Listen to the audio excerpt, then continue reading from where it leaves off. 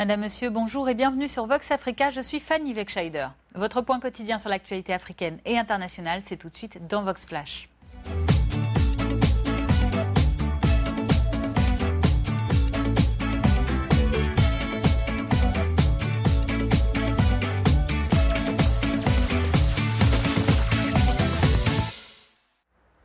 Ouvrons notre flash information au Tchad. 27 personnes sont mortes ce samedi à la suite d'un triple attentat suicide dans un marché situé sur une île du lac Tchad.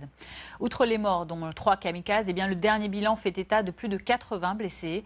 Le gouvernement tchadien avait déjà placé cette région en état d'urgence le 9 novembre dernier, après plusieurs autres attentats suicides perpétrés par des islamistes nigérians de Boko Haram, rebaptisés depuis groupe État islamique en Afrique de l'Ouest. L'attaque la plus meurtrière s'était produite le 10 octobre dernier lorsqu'un autre triple attentat à l'explosif avait lui fait 41 morts et 48 blessés à la sous-préfecture de Bagassola. Malgré l'opération engagée depuis le début de l'année par l'armée tchadienne contre Boko Haram, les membres du groupe islamiste continuent leurs attaques dans la région et se servent surtout du lac Tchad comme zone de repli. Toujours la crainte des terroristes islamistes dans la région du lac Tchad, à cheval donc sur le Tchad, mais aussi le Niger, le Nigeria et le Cameroun. Samedi, ce sont environ 1400 Nigérians qui ont fui les menaces de l'ancien Boko Haram et se sont réfugiés dans le nord du Cameroun. La raison de ces départs soudains, la distribution dans la nuit du 4 au 5 décembre de tracts dans 3 villes du Nigeria et dans lesquelles les djihadistes annoncent une attaque prochaine. Vous le voyez ici à Maroua, des soldats camerounais se sont mobilisés pour distribuer des vivres aux familles nigérianes. Le gouverneur de la région de l'extrême nord ainsi que le général Jacob Kodji qui dirige le BIR, le bataillon d'intervention rapide, sont intervenus également pour se rendre compte de la situation sur place. Et voici quelques témoignages de Nigérians qui étaient en fuite donc ce week-end au Cameroun. Écoutez-les. Nous avons beaucoup souffert de Boko Haram. Nous sommes contents d'avoir été pris en charge par l'armée camerounaise. Nous allons rentrer chez nous, là où c'est sûr. Je suis Nigérian de l'état de Borno, Boulombari. Nous sommes partis, c'est à cause de Boko Haram que nous sommes ici. J'habite Takamari, là je vais à Moko, et après Moko, j'arriverai dans mon pays. Au nord du continent, le procès de Saadi Kadhafi vient d'être ajourné au 7 février 2016. Un tribunal de Tripoli a pris cette décision hier dimanche afin d'obtenir un complément d'enquête concernant le fils de l'ancien raïs libyen Muammar Kadhafi. Saadi Kadhafi, qui est âgé de 42 ans, est jugé pour une implication présumée dans la répression meurtrière de la révolte qui avait mis fin au régime de son père en 2011. Il est aussi accusé du meurtre en 2005 d'un ancien entraîneur du club de football Al Ittihad de Tripoli. En Afrique de l'Ouest, le Togo a accueilli samedi et dimanche la 3e édition du Forum des jeunes entrepreneurs du pays. La rencontre qui s'est tenue dans la capitale Lomé vise à accompagner les jeunes entrepreneurs dans la réalisation de leurs projets professionnels. Le forum propose 2 jours de débat autour de plusieurs thématiques comme par exemple l'élaboration d'un business plan, la stratégie de négociation ou encore l'art d'innover. Pour cette occasion, un jury a retenu 10 des 500 dossiers qui lui ont été soumis. Parmi ces dossiers, de l'exploitation vinicole, de la fabrication de filtres pour eau ou encore la création d'un centre de la cinématographie. À la clé pour les 2 finalistes qui seront retenus, une aide financière de 2 millions de francs CFA. Écoutons Sina Lawson, la ministre togolaise de l'économie numérique. Grâce à ce forum, qu'est-ce qu'il y a eu environ sur les 3 dernières années? Il y a eu 1500 participants. 1500 participants, ces 1500 participants nous ont donné beaucoup de feedback. Ils nous ont dit et ils nous ont répété à quel point il était important pour eux, parce que c'est vrai qu'il y a un forum, des finalistes, des lauréats, mais au fond, les 1500 participants aussi ont besoin d'être soutenus d'une manière ou d'une autre. Et être soutenus, c'est aussi grâce aux structures qui existent, et l'État fait beaucoup de choses, mais c'est aussi de pouvoir recevoir des indications par rapport à ce dont ils ont besoin. Et un des bilans de ce forum, c'est bien ça, c'est-à-dire d'avoir pu rencontrer tous ces jeunes et de se rendre compte et de pouvoir mieux définir grâce à l'interaction que nous avons pu avoir avec eux, c'est de pouvoir mieux définir ce dont ils avaient besoin, notamment pour soutenir l'innovation. Fin du sommet sino-africain ce samedi à Johannesburg. Le président sud-africain Jacob Zuma a clôturé ce forum sur la coopération entre la Chine et l'Afrique. Le FOCAC s'est notamment distingué par la promesse de la Chine d'investir 60 milliards de dollars d'aide sur l'ensemble du continent.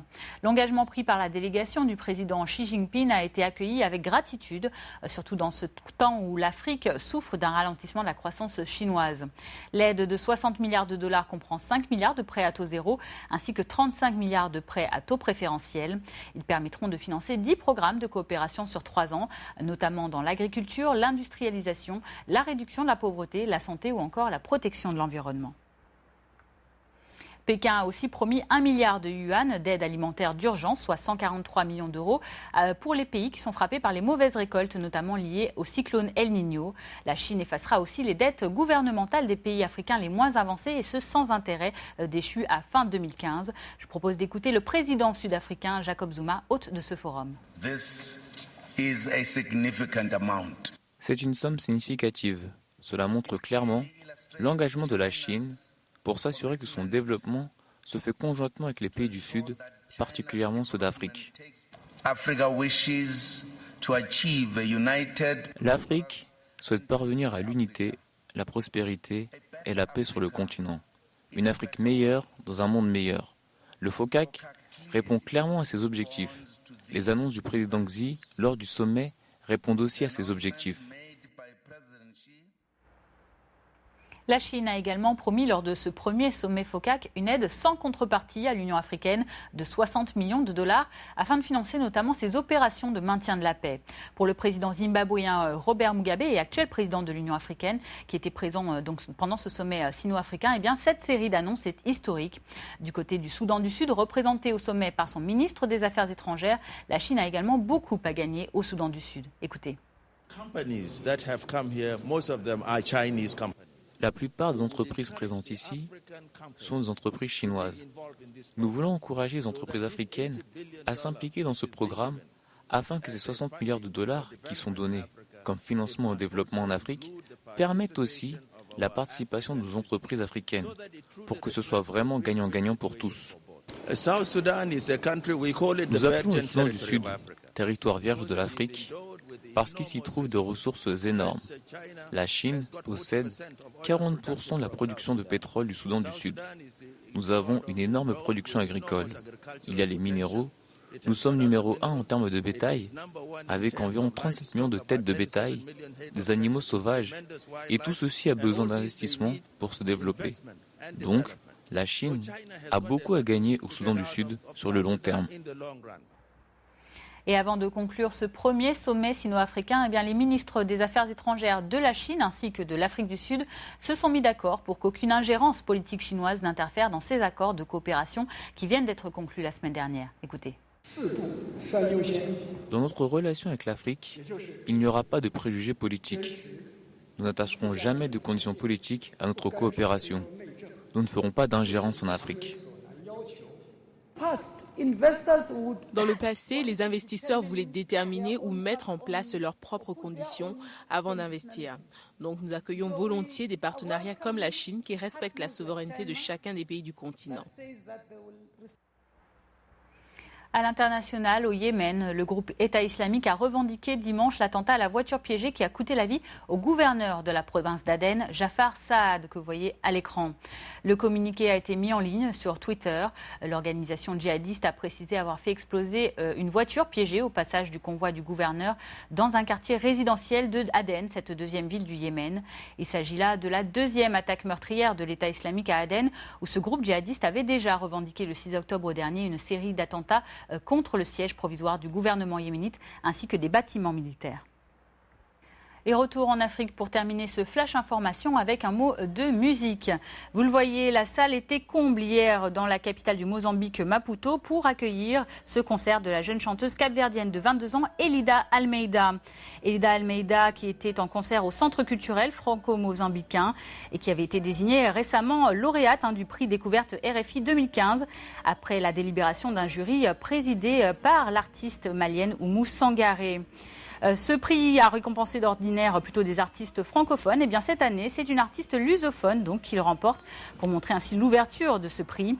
Elida Almeida, qui est originaire de l'île de Santiago, la capitale économique du Cap-Vert, pose des mots en créole sur des rythmes traditionnels de son pays, le batouk, la morna ou encore le funana.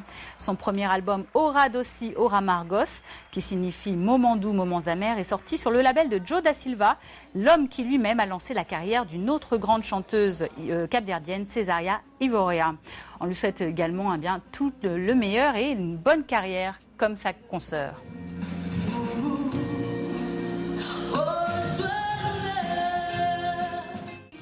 Et voilà, c'est sur ces notes de musique que nous mettons fin à ce Vox Flash du lundi 7 décembre. Merci à vous de l'avoir suivi. Je vous donne rendez-vous demain mardi pour votre point quotidien sur l'actualité. D'ici là, passez une très bonne journée. À demain.